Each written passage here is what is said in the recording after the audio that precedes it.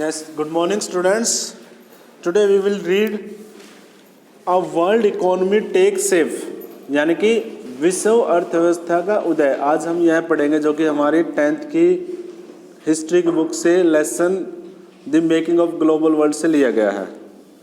A good place to start in a changing pattern of food production and consumption in industrial Europe। देखो, a good place to start changing, जो good यानी कि good place था जो वो start हो गया बदलना। किस चीज़ के लिए? पैटर्न ऑफ फूड प्रोडक्शन, भोजन के उत्पादन का, and consumption in industrial Europe, और यूरोप में जो उसका कंजक्शन यानी कि जो उसका उपभोग हो रहा है, यानी कि उसका खाया जा रहा है, उसका उपयोग किया जा रहा है, तो अब पैटर्न चेंज होगा। जो पहले वाला पैटर्न था ना, जो पहले वाली जो प्रक्रिया थी, जिस सिस्टम से चल रहा था, वो अब चेंज हो गया। कैसे हुआ? Traditionally countries like to be self sufficient in food. Traditionally यानी कि आमतौर पे परंपरा पुरानी रीति रिवाज से तो ऐसा चल रहा था कि हर कंट्री को क्या होना चाहिए? सेल्फ सफिशिएंट होना चाहिए फूड में, यानी कि अपने लोगों के भोजन के लिए उसे क्या होना चाहिए? सेल्फ सफिशिएंट, यानी कि अपने खुद पे आत्मनिर्भर। सेल्फ सफिशिएंट का मतलब क्या होता है? आत्मनिर्भर।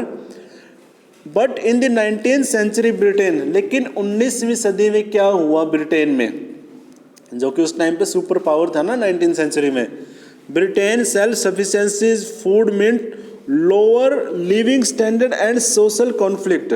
उसका मतलब ये था कि सेल्फ सफिशिएंट होने के बाद जो ब्रिटेन के लोग थे ना, उनका लिविंग स्टैंडर्ड है वो क्या हो गया? लोअर हो गया। उनका रहन सहन क्या हो गया? गरीबों जैसा हो गया। और बीच में क्या हो गए? कॉन्फ्लिक्ट भी हो गए, लोगों के बीच में आपस में झगड़े या विवाद वगैरह भी हो गए शुरू। Why was this so? ऐसा क्या हुआ, ऐसा क्यों हुआ वहाँ पे? पॉपुलेशन, पहला तो ये था कि जो पॉपुलेशन थी ना वहाँ की, population growth from the late 18th century had increase the demand for food grains in Britain. पहला तो ये हुआ कि ब्रिटेन में पॉपुलेशन बहुत ज़्यादा बढ़ गई। पॉपुलेशन बढ़ने की वजह से क्या हुआ? वहाँ के फूड ग्रेन की डिमांड बहुत ज़्यादा बढ़ गई। ब्रिटेन की पॉपुलेशन बढ़ गई कौन सी सदी से? लेट 18th सेंचुरी से लेके। लेट 18th सेंचुरी कौन सी बनेगी? 1700 के लास्ट में, है ना, 80-90 के अराउंड वहाँ से पॉपुलेशन इंक्रीज होने लगी। और फिर 19th सेंचुरी में तो आते आते क्या हो गई? बढ़ गई पॉपुलेशन बहुत ज़्यादा। And as urban centres expanded and industry grows, जैसे कि अर्बन सेंटर्स थे यानी कि शहरों के जो सेंटर थे वो एक्सपेंड होने लगे, बढ़ने लगे, एंड इंडस्ट्री ग्रोज, और उद्योग भी बढ़ने लगे।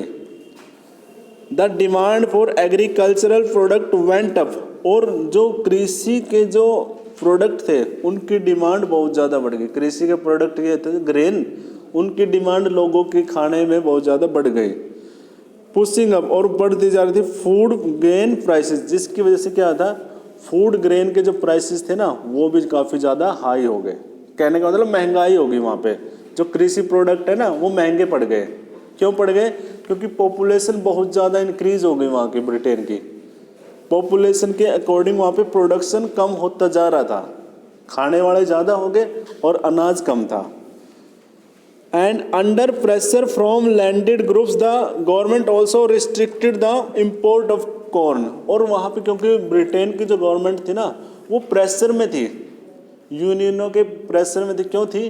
कि भाई है ना, उनके ऊपर सरकार के ऊपर है ना उन्होंने प्रेशर डाल रखा था ग्रुपों ने, जो भी ग्रुप थे वहाँ पे, इंडस्ट्रियलिस्ट के ग्रुप थे और जो किसानों के ग्रुप थे वहाँ पे, कि भाई बाहर से कॉर्न इंपोर्ट नहीं किया जाएगा। इंपोर्ट का मतलब किसी दूसरे देश से अनाज को नहीं मंगवाया जाएगा, ठीक है।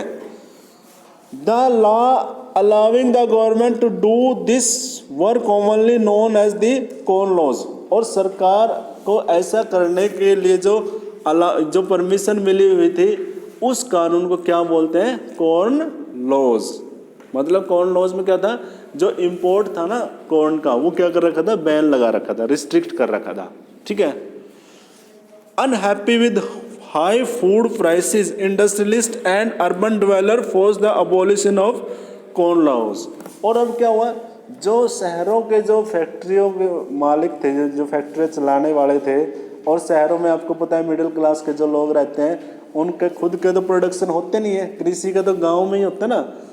और जो इंडस्ट्रियलिस्ट थे उनको भी फैक्ट्रियों में चाहिए था अनाज। और शहरों में रहने वाले लोग, जैसे आप लोग भी रहते हो, मोस्टली शहरों में रहते हो, आपको हर चीज़ें लेनी पड़ती है पैसे की, है ना, और प्राइसेस उन चीज़ों के काफ़ी हाई हो रहे हैं। तो अब अर्बन डिवेलपर्स ने, यानी कि शहर वासियों ने सरकार के ऊपर प्रेशर किया कि जो ये आपने कॉर्न लॉ लगा रखा ना, इसको आप क्या करो, अबोलिश करो।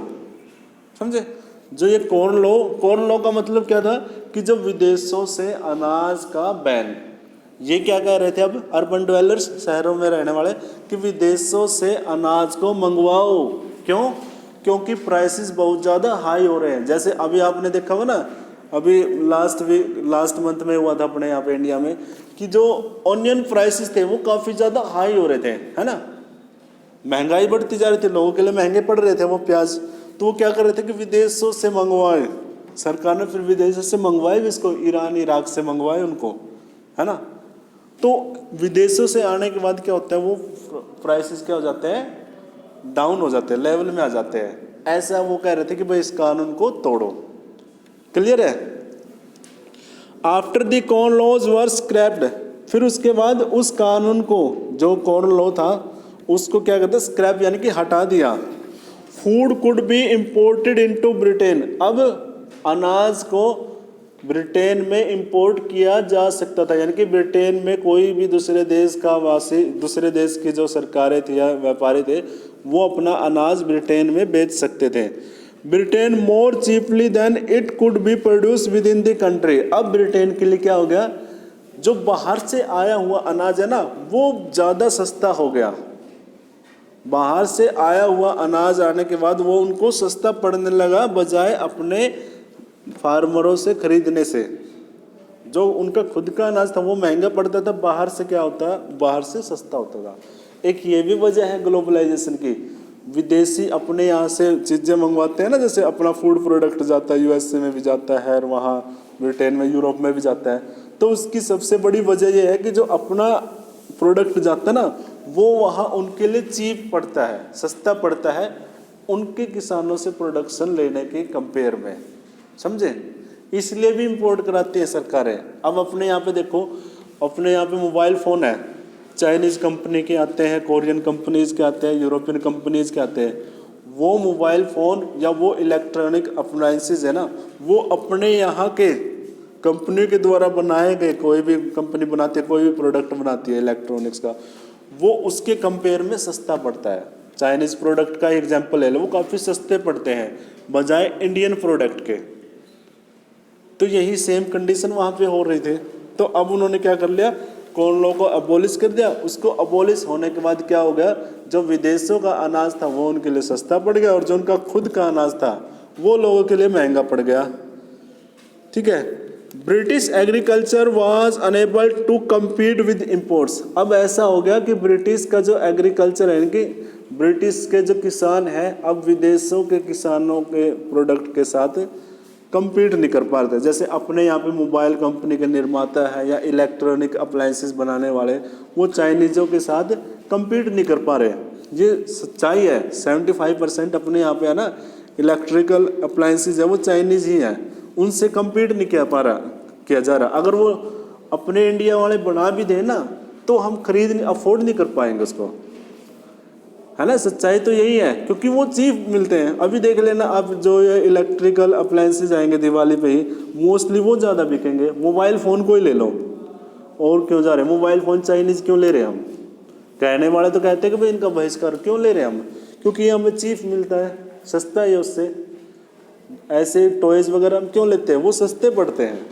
तो ऐसे हमारे जो निर्माता, जो प्रोडक्शन करने वाले ना, उनसे कम्पीट नहीं कर पा रहे। ऐसा ही सेम वहाँ ब्रिटेन में होता है उस टाइम पे। ठीक है। Vast areas of land were now left uncultivated and thousand of man and women were thrown out of work. अब क्या हो गया, ब्रिटेन का ना बहुत बड़ा जो एरिया था वो अनकल्टिवेटेड रह गया। वहाँ पे कृषि नहीं की, लोगों ने सोचा कि क्या करें कृषि करके, जब हमारा प्रोडक्ट बिक ही नहीं रहा है तो हम क्यों बनाएं। जैसे अब अपने यहाँ पे कंपनी वाले जो एक दो कंपनी थी मोबाइल फ़ोन बनाने वाले, उन्होंने क्यों छोड़ दिया मोबाइल फ़ोन बनाना? क्योंकि यहाँ उस मोबाइल फ़ोन को तो कोई खरीद ही नहीं रहा, विदेशियों को खरीद रहे हैं, वो सस्ते में दे रहे, तो उन्होंने बनाना छोड़ दिया। यही तो सेम है ना, यही सेम वहाँ पे हुआ। और जो मैन वीमेन थे, काम करने वाले लगे हुए तो थे ना वहाँ पे, तो उनको अब काम नहीं मिल रहा, ठीक है, वो खाली हो गए, आउट ऑफ वर्क हो गए। And they flock to the cities और माइग्रेटेड ओवरसीज। अब वो क्या करने लगे, या तो वहाँ गांव से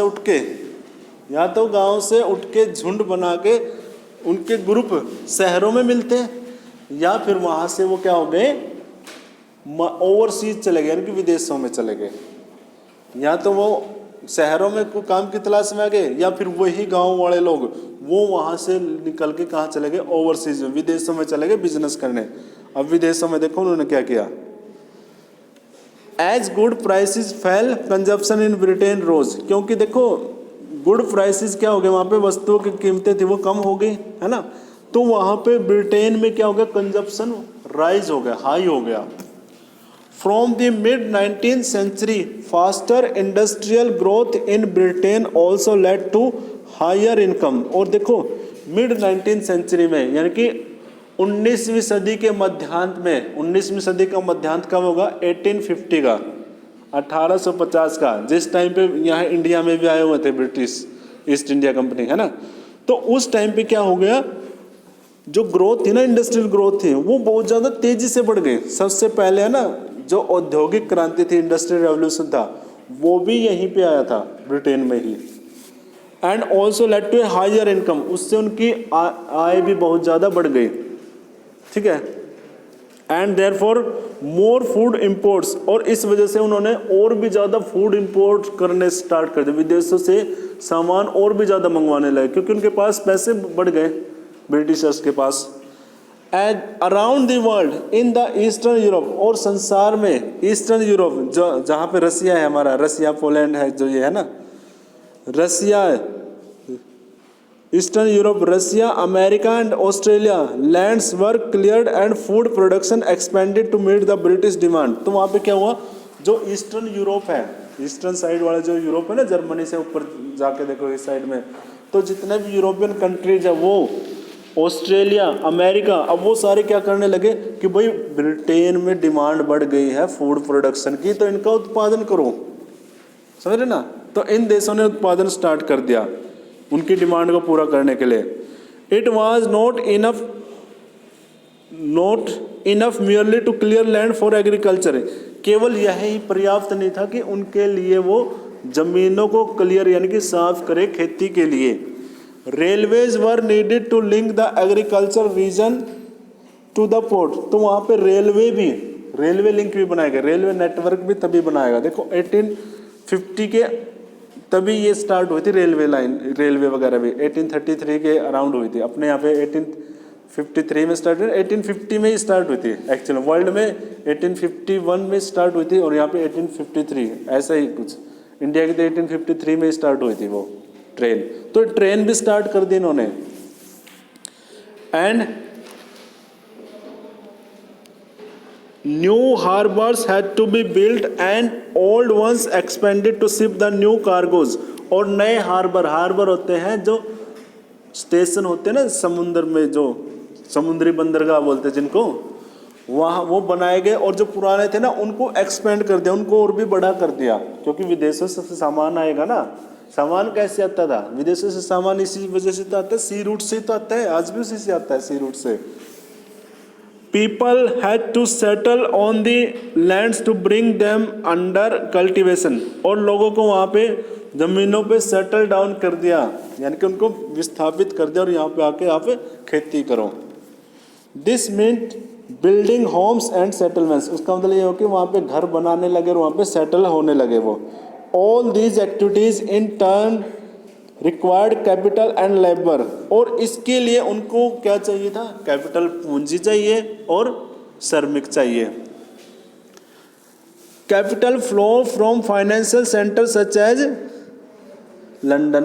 कैपिटल यानी कि जो पूंजी थी वो तो फ्लो हो रही थी लंदन से, क्योंकि लंदन के पास उस टाइम में सबसे ज़्यादा पैसा था, तो वो अपने पैसे को हर जगह पे चला रहा था, यूएसए की तरफ भी, ऑस्ट्रेलिया की तरफ भी, ईस्टर्न यूरोप की तरफ भी। And the demand for labour in place where labour was short supply as in America and Australia led to more migration. और जहाँ पे लेबर कम था, देखो ऑस्ट्रेलिया में और अमेरिका में अब तक लेबर की कमी थी, वहाँ पे लोग कम थे, अंग्रेज तो थे लेकिन कम थे, काम करने वाले तो चाहिए खेतों में। अब जैसे अपने खेतों में यहाँ पे काम करने के लिए हमें चाहिए, बाहर से आते ना लेबर, तो ऐसे ही वहाँ पे भी लेबर चाहिए थे, तो वहाँ पे लेबर की डिमांड बढ़ गई, ऑस्ट्रेलिया में भी और अमेरिका में भी, आज तक भी बढ़ी हुई है लेबर की डिमांड वहाँ पे। ऑस्ट्रेलिया, अमेरिका, कनाडा में आज तक भी डिमांड बढ़ी हुई है लेबर की। Nearly 50 million people migrated from Europe to America, और उस लेबर की डिमांड में माइग्रेशन स्टार्ट हो गया, विदेशों से लोग वहाँ पे आने लगे। और यहाँ पे देखो नियरली 50 मिलियन पीपल क्या हो गए, माइग्रेट हो गए, कहाँ से, यूरोप से America and Australia in the 19th century, 19वीं सदी में। 1 मिलियन में 10 लाख होते हैं, 50 मिलियन पीपल यूरोप से वहाँ पे क्या हो गए, माइग्रेट हो गए, अमेरिका में भी आ गए और ऑस्ट्रेलिया में भी आ गए। ऐसे गए अंग्रेज वहाँ पे, पहले नहीं रहते थे वहाँ पे, अब चले गए यूरोपियन वहाँ पे। All over the world some 150 million are estimated to have left their homes. और पूरी दुनिया में भी ऐसा हुआ, लगभग 150 मिलियन, 150 मिलियन पीपल, ऐसा एस्टिमेट है, इससे ज़्यादा भी हो सकते हैं, ये तो एस्टिमेशन ही है, उनको अपने घर छोड़ने पड़े, क्रॉस ओशंस, और समुंदर पार करके जाना पड़ेगा दूसरे देशों में, and vast distances over the land in search of better future. और किस लिए, अच्छे भविष्य के लिए वहाँ पे क्या हो गए, वो माइग्रेट हो गए। देखो यहाँ पे ये पिक्चर दिखा रही है, Irish immigrants waiting to board the ship. देखो ये आयरिश इमिग्रेंट्स है, यानी कि आयरलैंड से आए हुए जो इमिग्रेंट्स है वो क्या कर रहे हैं, यहाँ पे वेट कर रहे हैं बोर्ड द शिप, यानी कि समुद्री जहाज के अंदर बैठने के लिए। ठीक है, उस टाइम पे तो शिप से ही जाते थे, शिप का वेट कर रहे हैं वहाँ जाने के लिए। 1984 की पिक्चर है ये। Thus by 1890 the global agricultural economy has taken shape. और इस प्रकार जो 1890 में जो ग्लोबल एग्रीकल्चरल इकोनॉमी, कृषि आधारित जो अर्थव्यवस्था है, वो क्या होगी, उदय हो गई, उसने अपना शेप ले लिया। And accompanied by complex changes in labour movement pattern. और उसके साथ साथ जो श्रमिकों का मूवमेंट पैटर्न था ना, वो भी चेंज हो गया, यानी कि श्रमिक भी जाने लगे, कैपिटल फ्लो भी होने लगा, इकोलॉजीज भी होंगे और टेक्नोलॉजी भी। इस प्रकार टेक्नोलॉजी भी क्या होगी, ट्रांसफ़र हो गया। आपको पता ही है जो रेलवे की टेक्नोलॉजी है वो उसी टाइम पे तो हमारे पास आई, वो उसी ग्लोबलाइजेशन की ही देन है। आज जो हम ये टेक्नोलॉजी यूज कर रहे हैं, एरोप्लेन हो गया, गाड़ियाँ वगैरह होगी, और जो ये रेलवे की जो टेक्नोलॉजी है वही यूज कर रहे हैं हम। और ऑल ओवर वर्ल्ड में भी यही हो, टेक्नोलॉजी स्टार्ट वहाँ से, यूरोप से, स्पेशली ब्रिटेन से हुई थी, और फिर वो पूरी दुनिया में फैली। एग्रीकल्चर की, इंडस्ट्री की टेक्नोलॉजी उन्होंने स्टार्ट की। ठीक है, food no longer came from a nearby village और town but from thousands of miles away. और अब वहाँ पे भोजन है ना, आस पास के गांव से या किसी छोटे से शहर से नहीं आता था, अब आता था थाउजेंड्स ऑफ माइल्स अवे, यानी कि सैकड़ों मीलों दूर से आता था, हजारों मीलों से। ठीक है, और आज भी ऐसे ही जाता है यूरोप में, यूएसए में आज भी फूड ऐसे ही जाता है, एशिया से जाता है आज फूड वहाँ पे, इतनी दूर खाने के लिए जो प्रोडक्ट है ना वो वहाँ जाते हैं। जैसे स्पेशली अपने ये जो सेब है, जो हाँ कश्मीरी सेब वगैरह होगी, वेजिटेबल्स होगी, वो ऐसे ही यहाँ पे वहाँ जो एक्सपोर्ट होती है। It was not grown by the peasants tilling their own land but by an agricultural worker perhaps recently arrived who was now working on a large farm that only the generation ago and most likely been a forest। और यहाँ पे केवल ये नहीं था कि जो peasant था, जो टिलिंग करता था, यानी कि खेतों को जोतता था, यानी कि खेती करता था, तो उसकी अपनी भूमि पे ही नहीं करता था, वो भी हो सकता था, कोई लेबर भी हो सकता था। जैसे एक लेबरर है, जैसे बहुत से लेबरर गए थे यहाँ, एशिया से भी गए थे और यहाँ अफ्रीका से भी गए थे, वहाँ पे ऑस्ट्रेलिया में यूएसए में जाके आप देखोगे, ईस्टर्न यूरोप में जाके देखोगे, आपको वहाँ पे बहुत सारे अफ्रीकी भी मिल जाएंगे, एशियन भी मिल जाएंगे, पुराने टाइम से गए हुए लेबर आज भी है वहाँ पे, ठीक है, लेबर के तौर पे वहाँ पे काम करने लगे, जनरेशन हो गई, यानी कि पीढ़ियों से पहले से ही करने लगे थे। एंड कुछ वहाँ पे फॉरेस्ट में होते थे। It was transported by railways, इनको है ना रेलवे का ट्रांसपोर्टेशन क्या, build for the very purpose, railway का ट्रांसपोर्टेशन भी है ना, उसके पीछे भी एक उद्देश्य था, क्या था, एंड बाय शिप या फिर शिप के द्वारा, which are increasingly manned in these decades by low paid workers from south southern Europe, Asia, Africa and Caribbean. देखो ये कंट्री थे या ये कॉन्टिनेंट थे, इन जगहों से उन लोगों को वहाँ पे क्या किया गया, ट्रांसपोर्ट कर दिया वहाँ पे, क्योंकि वो लो वेजेज वर्कर थे, यानी कि कम मजदूरी लेने वाले वर्कर थे। और आज तक भी ये चल ही रहा है, जो इंडियंस यहाँ से जाते हैं ना, और इंडियंस को वो वहाँ पे लेते हैं, एशियन को जो लेते हैं वहाँ पे वो काम के तौर पे, वो इसीलिए लेते हैं क्योंकि वो लो वेजेज वर्कर होते हैं, यानी कि कम मजदूरी लेने वाले वर्कर होते हैं, चाहे इसमें कोई भी हो। मजदूर तो होते ही होते हैं, बाकी और भी जो इंजीनियर, डॉक्टर, वो भी कम ही पैसे लेते हैं वहाँ पे अपने वाले, इसलिए उनकी डिमांड बहुत ज़्यादा है। समझ रहे ना, मैंने आपको इकोनॉमिक्स में बताया था, जो बीपीओ सेंटर वगैरह में इंडियंस को क्यों लगाते हैं, क्योंकि वो कम पैसे में काम करता है उनके कंपेयर में। ऐसा ही उस टाइम पे स्टार्ट हुआ था 19th सेंचुरी में। Some of these dramatic changes, though a smaller scale, occurred closer home in West Punjab। और ऐसा ही जो ड्रामेटिक चेंज था ना, हालांकि छोटे स्केल पे हुआ था, जैसे उस टाइम पे होता ना, ऐसा ही जो ये पलायन था ना, पलायन एक देश से दूसरे देश में काम के लिए जाना, वो अपने यहाँ इंडिया में भी हुआ। और इंडिया का जो जो पंजाब था ना, वेस्ट पंजाब से बहुत ज़्यादा लोग वहाँ पे माइग्रेट करने लगे।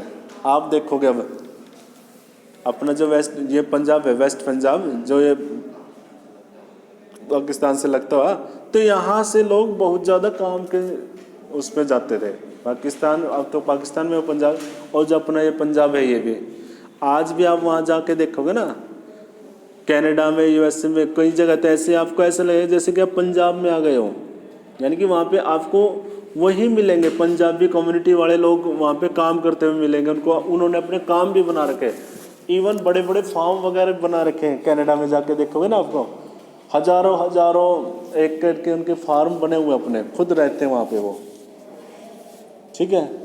तो ये यहाँ पे भी हुआ था पलायन अपने यहाँ से।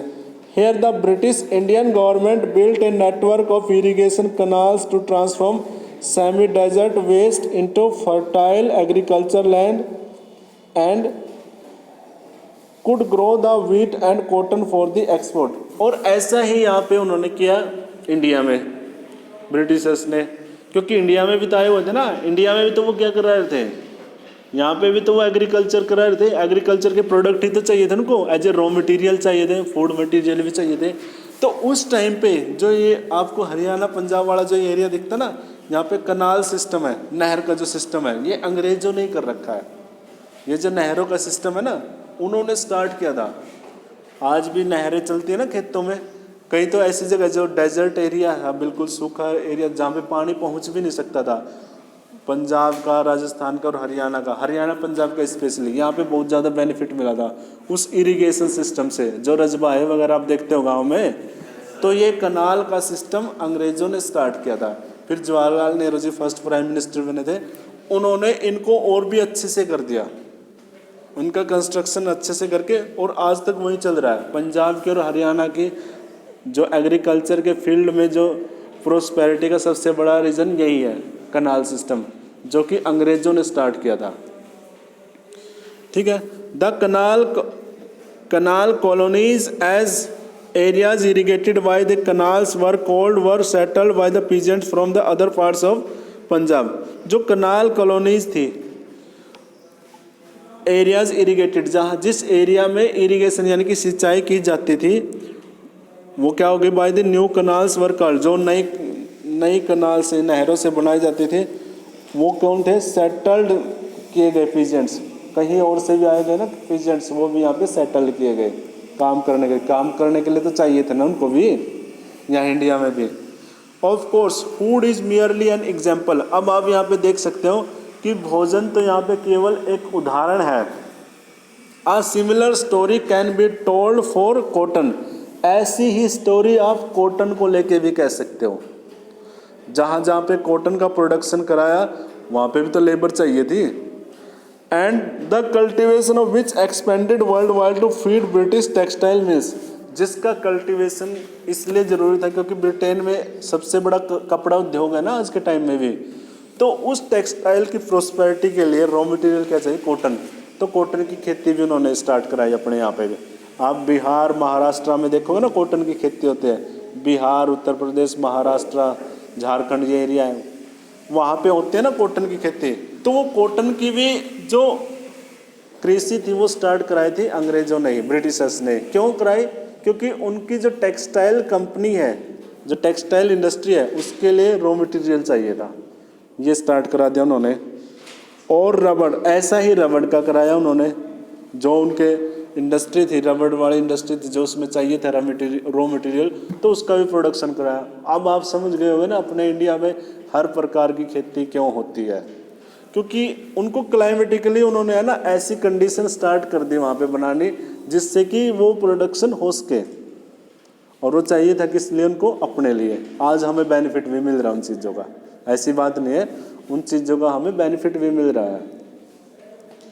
Indeed, so rapidly did regional specialization in the production of commodities develop that between 1820 and 1914, world trade is estimated to have multiplied 25 to 40 times। यानी कि देखो 1820 से लेके 1914 तक, इन सालों तक आते आते जो वर्ल्ड का जो ये कहते हैं ना प्रोडक्शन है, एस्टिमेशन है बिजनेस का, वर्ल्ड बिजनेस का, वो कितने गुना बढ़ गया, मल्टीप्लाई हो गया, मल्टीप्लाई 25 to 40%, 25 से लेके 40 गुना बढ़ गया बिजनेस।